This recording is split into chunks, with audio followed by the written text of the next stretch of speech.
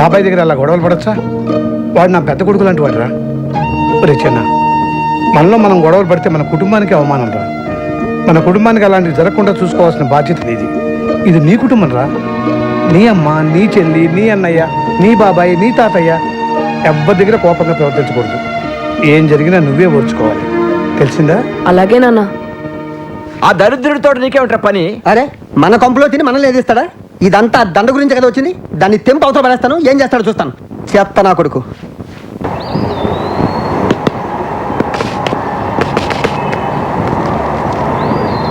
Bye.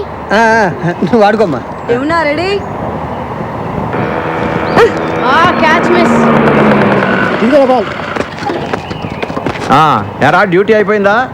ఇవాళ పెందలాడు అయిపోయింది నాన్న. ఆహా, ఇది కూడా ఆడుతుంది. ఇది పెద్ద క్రికెటర్ అయిపోయేటట్టు. Lady cricketer.